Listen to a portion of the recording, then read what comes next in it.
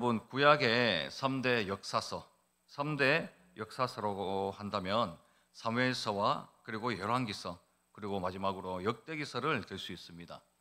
그런데 이 역사서들은 바벨론에 의한 이스라엘의 멸망, 그 멸망까지의 내용을 쓰고 있습니다. 그리고 포로 귀환 이후, 포로가 된 다음에 또 포로 귀환 이후의 역사를 기록한 그 역사서가 에스라서, 느헤미야서, 그리고 끝으로 에스더서입니다. 이 세 성경은 예루살렘 성벽 재건과 그리고 개혁을 중심으로 한 이스라엘의 공동체의 회복과 그리고 재건 과정을 다루고 있습니다. 특히 오늘 우리가 보게 될 이 에스라서는 드디어 이스라엘 백성들이 포로기라는 어두운 이 시대를 마치고 하나님의 백성으로서의 새로운 출발, 그 출발을 하고 있는 그 내용을 담고 있으므로 우리가 새해를 이제 맞이하고 그 새해에 곧 출발한 우리들에게 좋은 교훈이 될 것입니다. 오늘 본문은 70년간의 바벨론 포로 생활을 청산할 수 있게 한 왕이 나타납니다. 바로 바사왕 고레스입니다. 이 바사왕 고레스는 예루살렘 성전 재건의 그 칙령을 내린 왕으로 유명합니다. 고레스의 칙령은 유엔 기념관에도 전시되어 있을 정도로, 근데 그건 모조품입니다. 진품이 아니라 이 모조품이 전시되어 있을 정도로 이 고레스의 칙령은 역사적으로 아주 드물고 또 유명한 칙령이었습니다. 이 칙령은 무엇입니까? 고레스는 드물게 피전국민에 대하여서 관용 정책을 시행했다라는 겁니다. 그들에게 정치적, 종교적 자유를 허용했습니다. 그래서 자발적으로 그 바사 제국에 충성하도록 했던 것이지요. 본문에 나오지는 않겠지만은 사실 이 바사 제국 내에 많은 민족들을 상대로 관용 정책을 시행했던 것이 바로 고레스 왕입니다.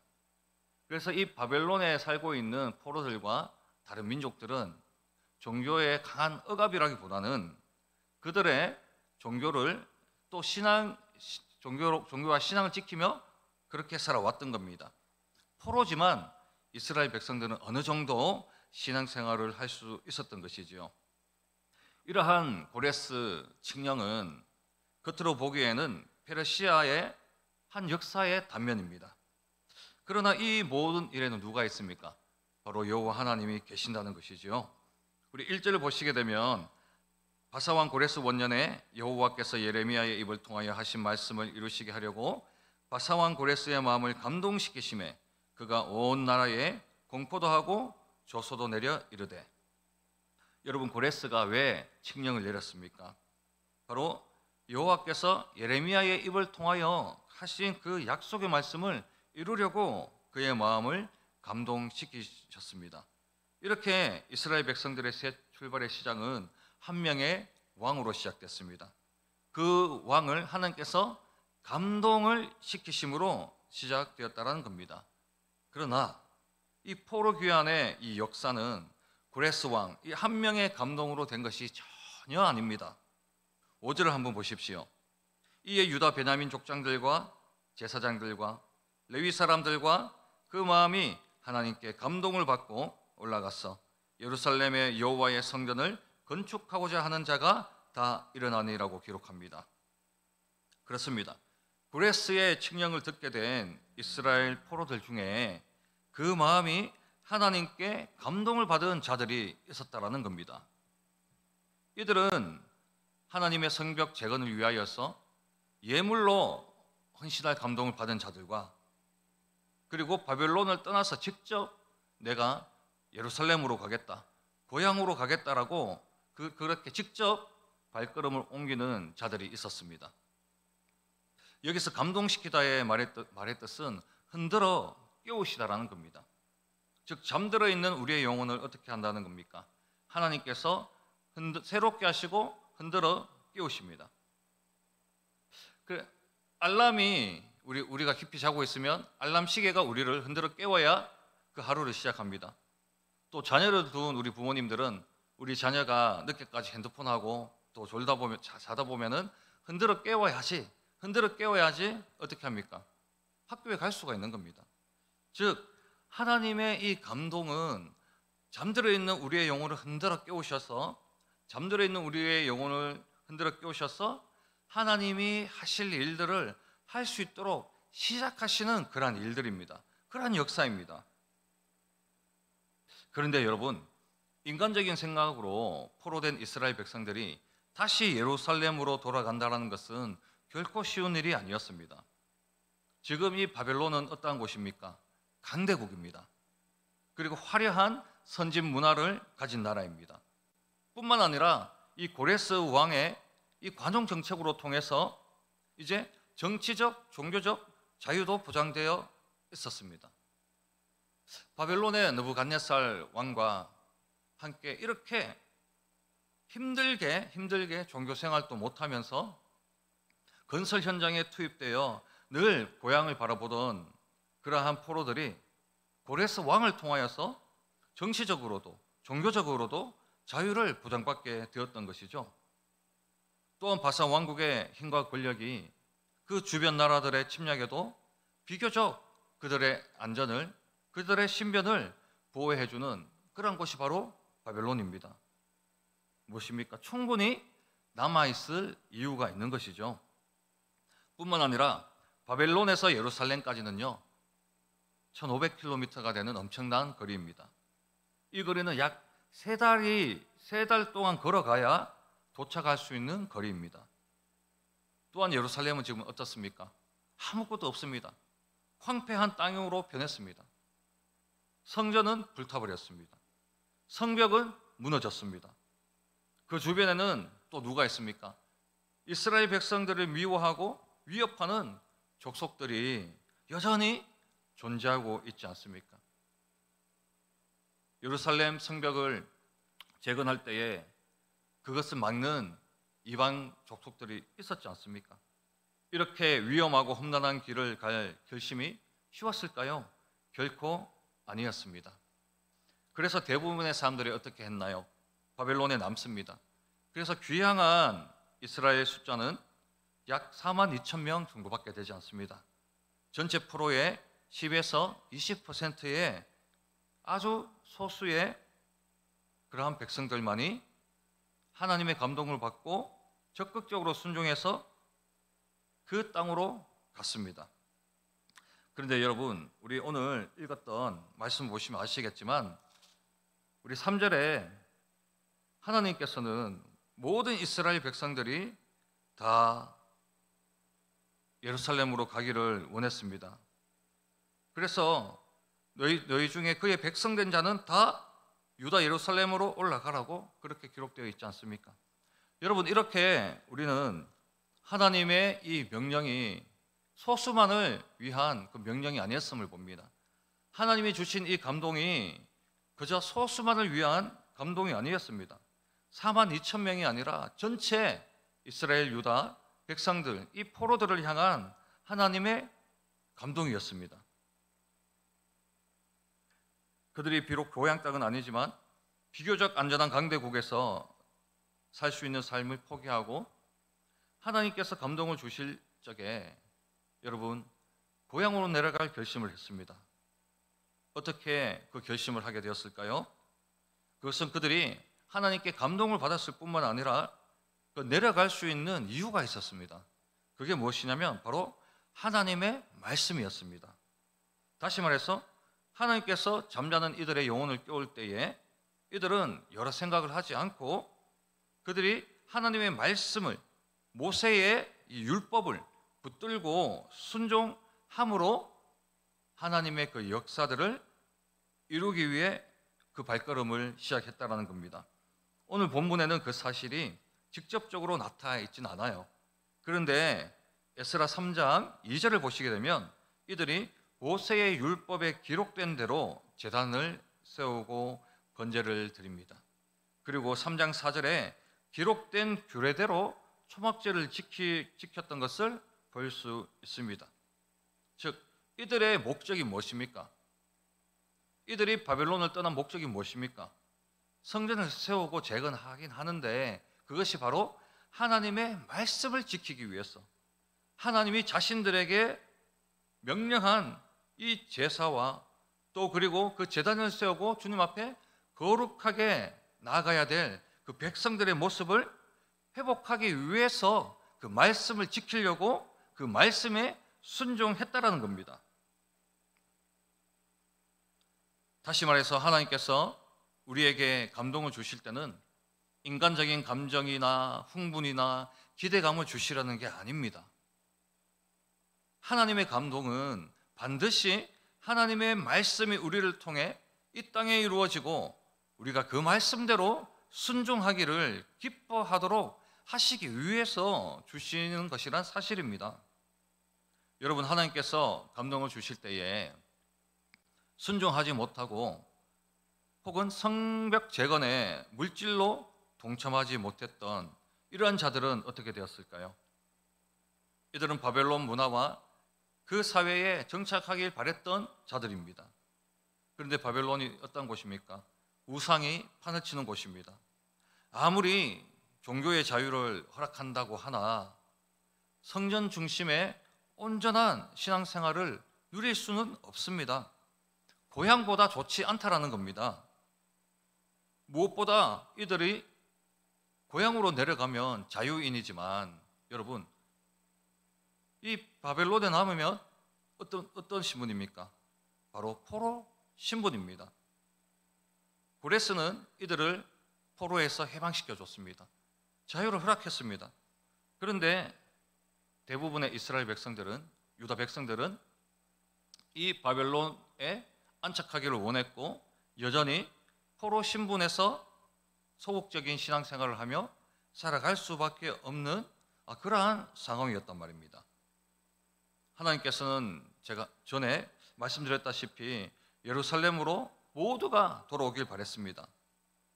그런데 하나님께서 감동 주실 때에 적극적으로 순종하지 못한 이 포로들은 우상이 가득한 이방 땅에서 포로의 신분으로 힘들게 하루하루를 신앙생활을 했습니다. 반대로 받은 이 감동에 적극적으로 순종한 자들은 어떻게 변했을까요? 이들은 하나님이 기업으로 주신 땅에서 성벽을 다시 재건하였습니다. 포로의 신분이 아니었습니다. 이제는 자유의 신분입니다. 70년의 이 포로의 이 어두운 과거를 청산하고 새로운 시작을 했습니다. 새해의 새로운 시작을 하였는데 그것이 바로 에스라의 말씀 선포와 제사장들의 가르침에 따라 온 백성이 통회하고 통곡하며 회개로 나아왔습니다. 이들이 가지고 있었던 고질적인 이방인과의 통혼 문제나 여러 죄악들과 단절하는 놀라운 말씀의 부흥, 신앙적인 부흥의 역사를 맛보게 됩니다. 보십시오. 남아있는 자들과 그리고 하나님이 감동 주시고 그 하나님의 말씀에 적극적으로 순종한 백성들의 이 차이는 어마어마한 것입니다. 어디 이 구약 성경에 바벨론에 남아있던 이스라엘 유다 백성들이, 이 포로들이 말씀의 부흥, 회개의 부흥, 그리고 놀라운 하나님의 역사가 그 바벨론에 있었다라고 그 어디 기록한 구절이 어디 있습니까? 여러분, 이렇습니다. 하나님의 이 감동은 우리가 늘 사모하고 구해야 하는 겁니다. 포로 귀환에 임하는 이스라엘 백성들은 새날을 시작합니다. 또 새해를 맞이하였습니다. 우리도 마찬가지입니다. 2024년을 보내고 이제 2025년 새해의 시작에 있습니다. 이때 우리에게 필요한 것은 성령의 감동, 이 하나님께서 우리를 감동시키도록 우리는 구하는 일입니다. 다시 말해 우리가 드리는 모든 예배와 개인적인 경건 생활을 통해서 우리는 하나님의 말씀으로 성령의 감동을 받고 깨달음을 얻음으로 이 한 해를 시작해야 한다라는 겁니다. 그래서 이 한 해의 첫 시작이 너무너무 중요한 것입니다. 또한 귀향한 이스라엘 백성들이 하나님의 모든 율법과 규례대로 살기를 힘썼듯이 우리도 또한 새날을 주실 때에 가장 중요한 것이 무엇이겠습니까? 하나님의 규례와 하나님의 율법, 즉 하나님의 이 성령의 이 말씀대로 살기를 우리는 힘써야 된다는 겁니다. 그래서 우리 또한 올 2005년 한 해가 온전히 하나님 말씀에 순종하는 한 해가 되도록 그 시작부터 우리는 순종의 제사를 드리는 것이 마땅한 자세라는 겁니다. 보통의 경우에 새해는 새로운 마음으로 새로운 다이어리를 삽니다. 항상 2024년이 지나면 2025년 다이어리를 예쁜 걸로 삽니다. 작년 거보다 더 예쁜 걸로 사서 희망 가득한 계획들을 이제 꼼꼼히 적죠. 개인의 건강부터 시작해서 직장과 사업은 물론이고 과거에 작년에 내가 못했던 취미 활동, 그리고 다이어트, 그리고 뭐 결혼도 있을 것이고요. 그간 미루었던 일들을 올 한 해는 반드시 해내고 말 거야 라는 희망과 기대에 부풀어서 다이어리에 막 적어갑니다. 그러나 다시 한번 생각해 볼 것은요, 이 바벨론 포로들이요, 처음에는 얼마나 고향을 그리워했는지 아십니까? 이들이 처음 바벨론에 도착했을 때는 이 바벨론 지역에 많은 이 건설 현장에 이들이 투입되었습니다. 그래서 강가에 털썩 주저앉아서 그 일이 끝날 때면 그 고향을 바라보면서 슬피 울며 통곡했던 그들이 바로 이들입니다. 그런데요, 한 해가 저물었습니다. 또 한 해가 저물었습니다. 또 한 해가 저물고 한 해가 다가올 때마다 이 지긋지긋한 포로 신문에서 벗어나기를 간절히 바랬겠지만, 여러분, 70년이 지나는 동안 이들은 이제 점점 바벨론화 되고 말았습니다. 이 긴 세월 동안 이들은 바벨론의 문화에 동화되었습니다. 그곳에 안주하려는 마음이 생겼습니다. 이렇게 살아도 나쁘지는 않은데? 라는 마음들이 있었습니다. 여러분, 출애굽에 이스라엘 백성들이 애굽으로 돌아가려고 하지 않습니까? 노예의 신분인데도 불구하고, 종의 신분인데도 불구하고 애굽으로 돌아가자. 그만큼 돌아가도 살만하다는 겁니다. 이러한 마음들이, 과거와 현재에 안주하고 싶은 이러한 마음들이 고향에 대한 그리움을 하나 둘 씻어내고 여호와 성전, 예루살렘 성전에 대한 그 애착을, 그 뜨거운 신앙을 조금씩 씻어내었던 것입니다. 여러분, 우리도 그렇습니다. 우리가 하루 한 해 한 해 지나갈 때마다 우리에게 성령의 감동이 없고 또 하나님의 그 말씀에 대한 그러한 순종이 없으면 우리는 이 바벨론 땅에 안주했던 많은 대부분의 이스라엘 유다 백성들처럼 그렇게 우리는 어렵게 신앙생활을 할 수밖에 없는 것입니다. 그래서 우리가 새해를 맞이할 때 무엇보다 중요한 것은 과거 우리가 죄를 사랑하고 또 하나님과 겸하여 섬겼던 것들을 먼저 버리는 것이 중요합니다. 현재의 나를 즐겁게 했고 또 과거에 나를 즐겁게 했던 것들을 늘 새해에도 그것들을 사랑하고 또 그것들에 의해서 위로를 받는다면, 여러분, 우리는 남아있는 이스라엘 백성, 유다 백성들과 똑같은 자들입니다. 그래서 현재 나를 즐겁게 하고 나를 지탱해 주는 것이 무엇인가에 기대고 안주하면 결코 하나님의 위대한 계획은 우리로 통해, 나를 통해 이루어지지 않는다는 겁니다. 바라기는 어제 송구 영신 예배 때에 우리는 광야에 물을 솟게 하시며 또한 사막에 꽃을 피우시는 하나님을 찬양했습니다. 또 구름으로 하늘을 덮으시는 하나님, 그래서 땅을 위하여 비를 준비하시는 여호와 하나님을 찬양했습니다. 그 가운데 우리는 감동을 받았습니다. 또 말씀도 받았습니다. 송구 영신 예배의 말씀을 여러분 기억하고 있습니까? 그 받은 그 감동을 지금도 뜨거운 마음으로 가지고 있습니까? 여러분, 우리는 이것을 잃어버리면 안 됩니다. 하나님께서 새해 첫 시작에 우리에게 감동을 주시고 주신 그 하나님의 그 말씀은 너무나 중요한 것입니다. 그래서 하나님께서 감동을 주실 때에 여러분, 그 고향으로 향했던 그 자들을 바라보며 그 주변에서 물질로 도왔던 자들이 있습니다. 그것은 소극적인 순종입니다. 왜냐? 하나님께서 모든 백성들이 다 고향으로 가길 원했습니다. 그럼에도 불구하고 하나님의 감동은 받았는데 가기는 너무너무 두렵고 바벨론도 포기할 수 없고 이 강대국에서 사는 것도 좋고 고향으로 가는 것은 좋은데 그런데 내가 물질이 있으니 물질로 그냥 후원해보겠다. 이 물질의 순종, 바로 소극적인 순종입니다. 그러나 우리는 유다와 베냐민 족장들과 제사장들과 레위 사람들처럼 하나님께 적극적으로 순종해야 된다는 겁니다. 상황이 안 되어 성벽 재건에 많은 예물로 헌신한 백성들의 순종도 너무너무 중요합니다. 그러나 이들을 통하여서는 그 땅에 회개와 부흥의 역사가 일어나지 않았습니다. 누구를 통해 일어났습니까? 적극적인 순종을 한 자들로 통해서 일어났다라는 겁니다. 반드시 하나님의 이 부흥은 소극적인 순종이 아니라 적극적인 순종입니다. 나의 안위와 내가 안주하고 싶은 것들을 다 버리고 힘든 그 여정을 떠나며 하나님의 말씀에 적극 순종해서 나아가는 자들로 통해서 하나님은 회개의 부흥, 예배의 부흥, 말씀의 부흥을 주신다라는 겁니다. 황폐되었던 예루살렘과 온 유대가 말씀으로 다시 회복되었습니다. 여러분, 우리가 하나님의 이 감동과 크고 작은 순종으로 이제 2025년 새해를 시작할 때에 우리 하나님께서 이 인동교회 이 성전을 아름답게 세우시길 바랍니다. 그래서 우리가 적극적으로 순종할 때에 우리 안에 큰 부흥의 역사들을 허락하실 줄 믿습니다.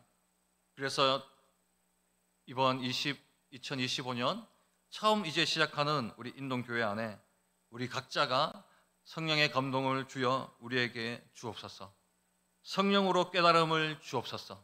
그렇게 할 때에 말씀을 더 붙들고 우리가 적극적인 순종으로 이 구미 땅을, 황폐한 이 구미 땅을 말씀으로 부흥시키고 또 이 구미 땅에 있는 그 모든 곳곳에 백성들과 또 기관들과 학교들과 또 그리고 이 기업들이 말씀 안에서 살아나는 그러한 2025년 한 해 될 수 있도록 적극적으로 순종하시는 우리 성도님들과 자녀들 다 되시길 간절히 바랍니다. 기도하겠습니다. 하나님 감사합니다. 2024년 우리를 안전하게 보호하여 주시고 지금까지 인도하여 주심에 감사를 드립니다. 2025년 우리가 지금도 심장이 뛰고 있습니다. 지금도 주님 이 하나님의 선견에 나아가 주님의 감동을 받고 또 말씀을 듣고 있습니다. 주여, 우리가 오늘 이 시간 또한 기도하며 나아갈 때 올 한 해 우리의 욕심과 욕망으로 시작하지 않도록 우리를 붙잡아 주옵소서. 과거에 누렸던 우리의 안락함과 현재의 만족에 눌러앉지 않도록 주여 붙잡아 주옵소서. 오직 말씀의 감동, 성령의 감동을 받아 또한 새해를 행하시는 하나님 앞에 말씀에 순종함으로 위대한 하나님의 역사가 올 한 해 우리를 통해 이루어질 수 있도록 주님 은혜 내려 주옵소서. 예수님의 이름으로 기도합니다. 아멘.